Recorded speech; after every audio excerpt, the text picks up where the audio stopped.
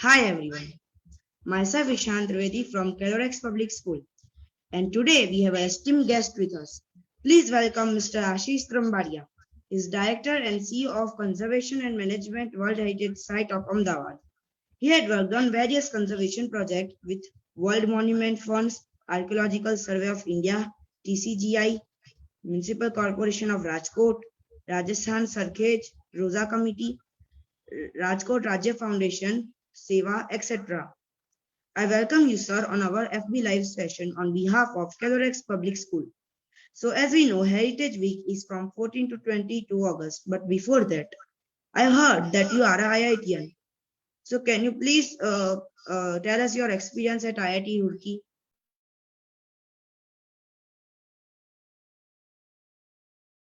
Ishan, I was not an IITian. I worked for IIT. So basically, I did my master's in architecture and then joined IIT Roorkee. Precisely, this was in 2001 when the massive Gujarat earthquake came in, and most of the professionals who were taught in that period were interested to join the post-earthquake retrofitting and strengthening of the construction systems. I joined there as a project associate, and we did a number of projects, also certain kind of publications which are useful for as tool guide or toolkits for locals, for developers, things like that. So there are engineered construction, there are non-engineered construction. We did those kind of assessments. I think as an architect, we were not taught many things in our syllabus, but what we learned at IIT Roorkee was much more way beyond in terms of structural safety, which is an essential part. So that was, I think, some kind of value addition in my early career. Thanks for asking the question. Wow, I have heard that you have worked on many projects with your partner Poonam Trambadia. So, can you please tell us about your side projects also? So as I said, we did our masters in architecture. Now architecture, everybody understands architects are those who made building plans and drawings. We did our masters in architectural conservation, which is more about heritage buildings. So there are buildings, the buildings are there, and those were designed with older technology. So the architecture syllabus that we study today, obviously it would make us good to make new buildings in the today's context with the new or contemporary architectural or building materials. And our masters in architectural conservation was more about what happens to a building once it is built in 200, 300 years. What was that old historic technology? What happens after the impacts of environment, after the impacts of other situations like war, situations like floods? What would happen to those buildings, which we today call as monuments, the pieces of our cultural history or cultural heritage? And that kind of education module, at that time it was only one institution in entire India, and that used to produce conservation architects. Now we have many schools and colleges. There are colleges in Ahmedabad also teaching architectural conservation. There are the profession is evolving, ever evolving in terms of different specialization. So this was one of the specialization that we got. Based of which we did number of projects with the Archaeological Survey of India. Archaeological Survey of India in the country of in our country is the custodian of cultural heritage of national values. So all the monuments, you name it, the Taj Mahal, Red Fort, Qutub Minar, most of the heritage buildings in Ahmedabad, Sarkhej, Rosa, Teen Darwaza of Ahmedabad, Badra Citadel of Ahmedabad, the Jami Masjid of Ahmedabad. These are all Archaeological Survey of India protected monuments. So we work with them. We worked also with the local municipal corporations for heritage buildings. We may not be monuments per se, monuments not as declared by government, but the monuments that we locals consider our monuments.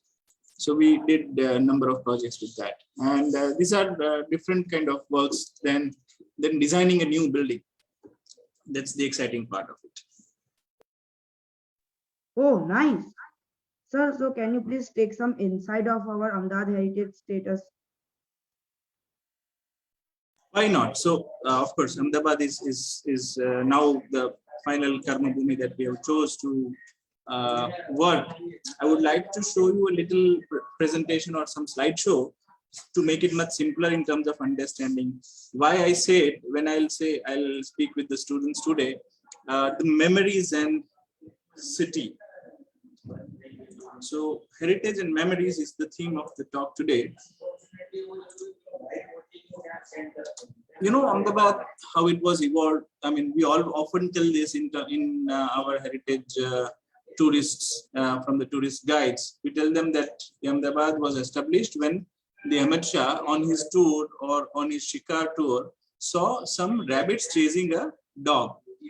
So this was one of the stories. This is one of the memory that he has. So he always felt, what is this river and what kind of water it is? I mean, what kind of energy it is giving to these little rabbits to actually chase dogs, which they are supposed to be afraid of. So the foundation of Ahmedabad was based on this story that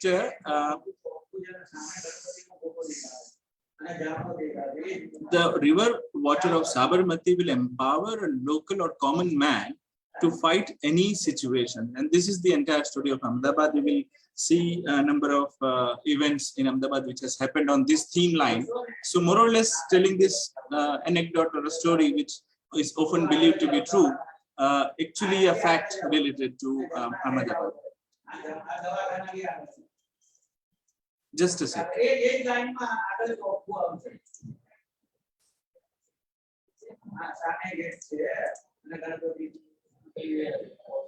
Okay, so Ahmedabad was built on this bank of the river, and interesting natural topography was there. One of the largest city, of course, in our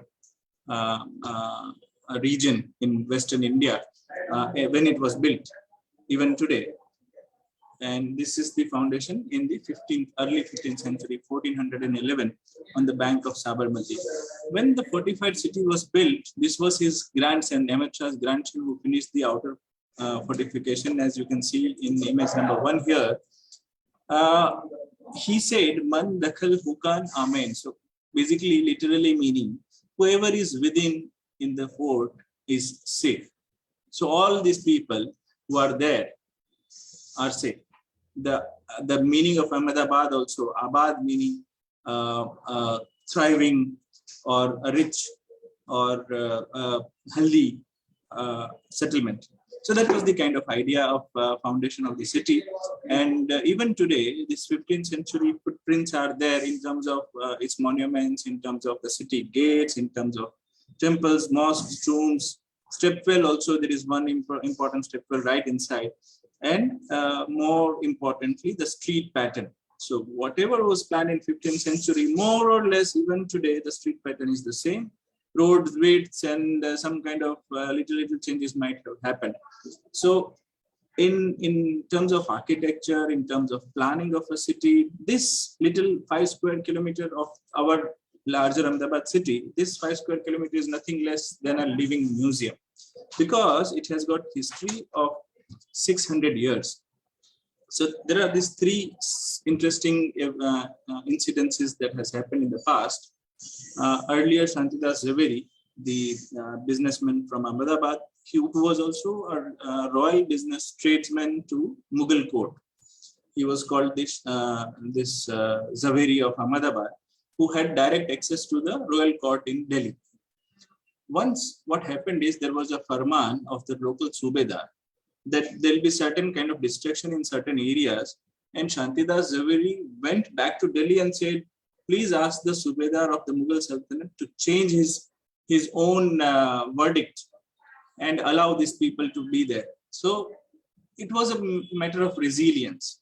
So a common man goes to represent the commoners or the citizen of this city, goes to the king, the emperor in Delhi, and says, we want the ruler or administrator of Ahmedabad to change his perception about it. And this is the resilience that can be seen. Now, to further tell you the interesting part of it, this ruler was the father of the Subedar at Ahmedabad. So, I mean, the father himself tells his sons that, son, that what you have done there is not administratively correct and you have to change it.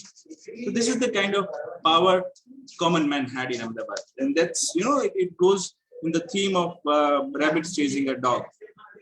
Same thing happened during the time of Kushal Das Javeri when there was a war, and Kushal Das Javeri could actually intervene and say, "Nay, nay, we don't want a war situation. Let there be a financial negotiation. What do you want? You want to attack our city? What do you want? You need some money? We will pay you some money, but please don't attack our citizens. And we all businessmen of Ahmedabad will pay you whatever you want." So that there was a kind of resilience shown by the locals of Ahmedabad. These are not administrators. These are not leaders per se. These were all commoners. They were business people. So this was the identity of Ahmedabad. The common business person actually represented our city, and if the city was under any kind of threat or in terms of a conflict situation, he was the one who would have given an answer. In terms of art and architecture, so many different types that you will see. It is more like different colors of a painting. There are different styles of paintings also for you to learn from.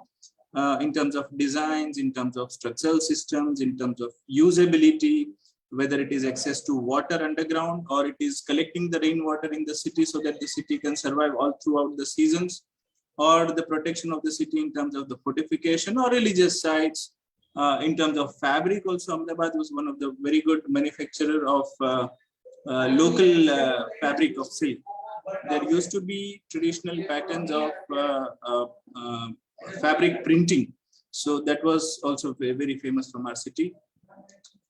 Paper makers and all. There is recently also we have this kind of interesting guilds of wooden craftsmanship that is there with our city, and which is thriving even today. So this is one of the very important values that we have. The second is also another story or another memory that the city has. This is Kavi Dalpat Ram. Some of you who have studied Gujarati as their language might have heard of a few of the poems of Kavi Dalpat Ram. This was the residence of Kavi Dalpat Ram, which somehow was lost in the early history. So what you can see in the bottom is where there was a little play or drama which was organized by the locals in memory of the Kavi. We have now made this into a mural and a memorial place of Kavi Dalpat Ram. So what you can see on the plinth here in the Otla is the footprint of the building. We did not really rebuild the building because the building is not important, but the memories of Kavi Dalpat Ram here at this location was important. So this was the response that we came up with. Of course, why we say World Heritage is because of two important things. One is the uniqueness in terms of architecture, in terms of its carving, in terms of its skills. When Ahmedabad was established, the local craftsmen were already available and good. They were, many of the texts say that they were invited from Patan to Ahmedabad to create a new type of architecture. And the second also is the continuity. So after 600 years, this is the only city which has a very continuous thread to thread interwoven history. And that is the second point of our World Heritage nomination.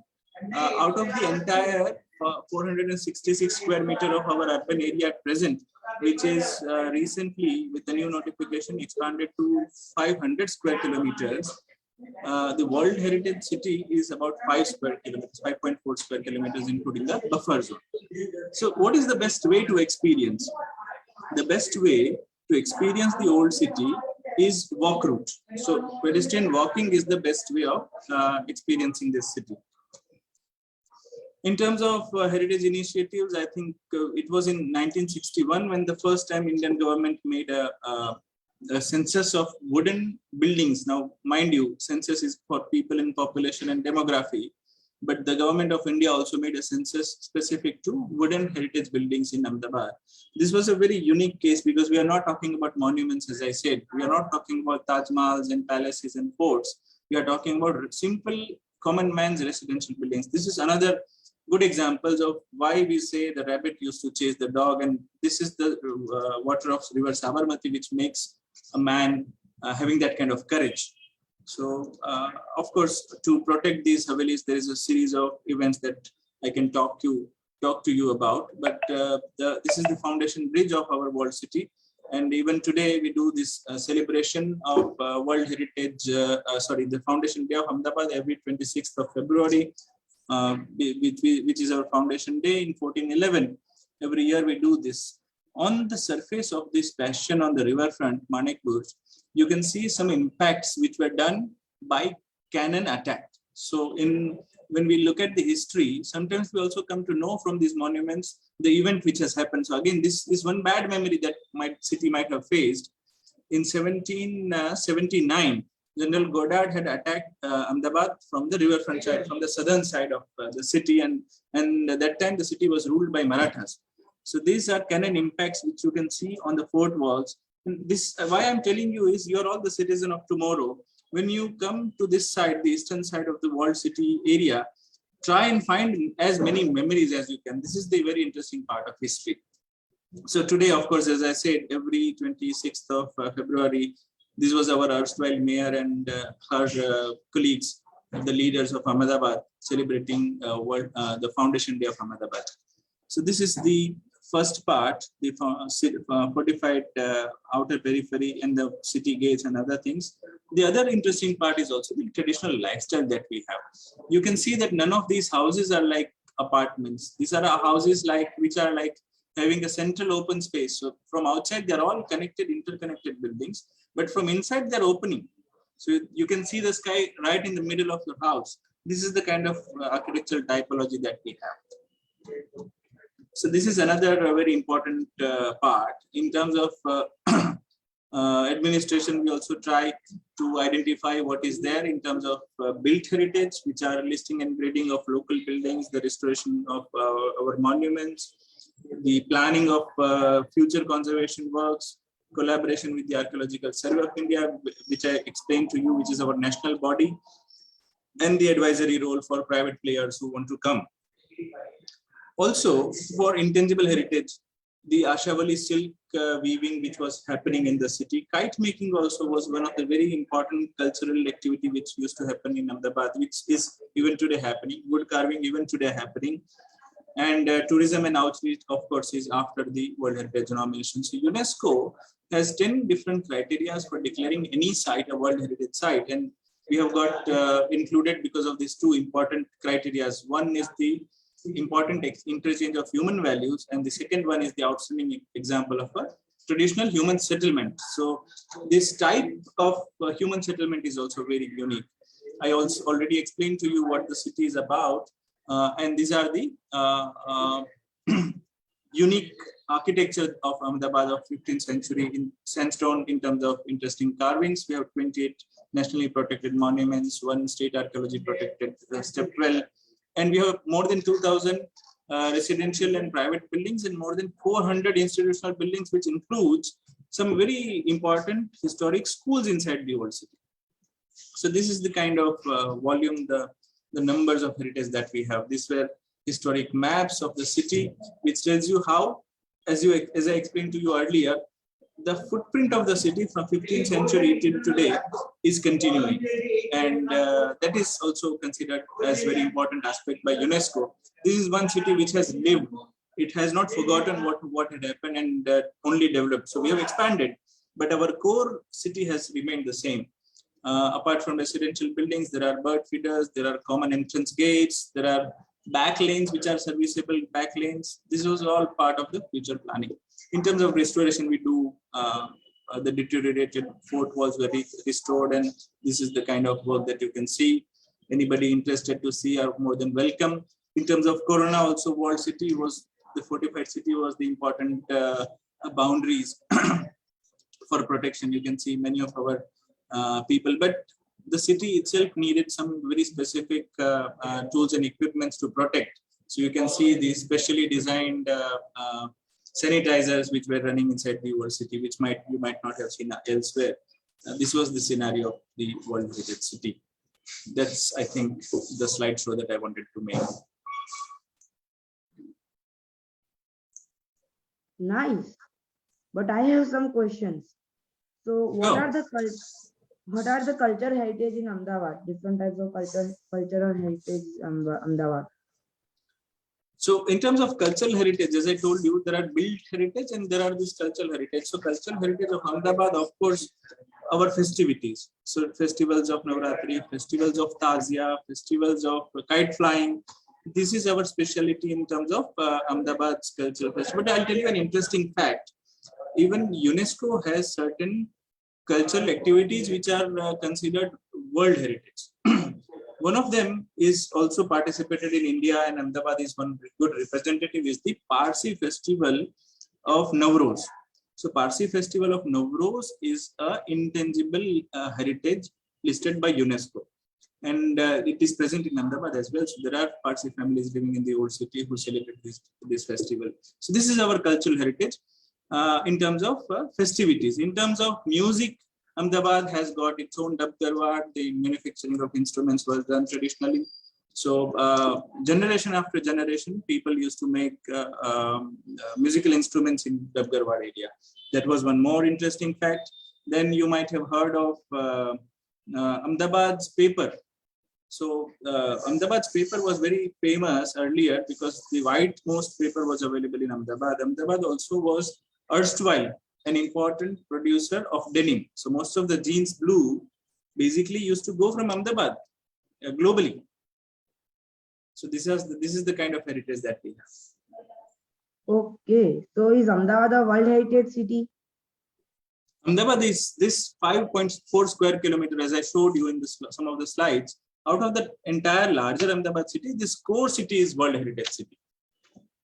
Oh, and which is the oldest building in Ahmedabad? The oldest building in Ahmedabad is where our mayor was raising that flag. It is called Manek Burj. So when Ahmed Shah started building the fortification, he started from this corner, as many of the historians believe. It is very difficult to say that physically this would be the oldest, but as per the memory, this Manek Burj is the oldest part of our city. Thanks, sir, for such a wonderful information. But now let's talk some questions from our viewers. Sure, please. The question from Pankti Trivedi is that which is the largest World Heritage Site? The largest World Heritage sites, I think, are in Africa. These are all natural sites. So there are cultural sites, there are natural sites. And the one in Africa is nature plus culture, the cradle of humankind, it is called, which is a huge open space, natural part of a natural landscape, where the remains of different phases of human development are found. So you know Homo sapiens, but before Homo sapiens, whatever were the species, what is this history of humankind? There are evidences found in that little region. So that entire region is World Heritage Site. In my assumption, this is one of the largest in terms of area, or one of the most elaborate in terms of time span also. So that's why I would say it is the largest World Heritage Site. Thanks, sir, for such a wonderful answers. I hope our young generation will preserve our heritage. Thanks for watching us. I hope you also get a wonderful information about our heritage. Stay healthy and stay safe.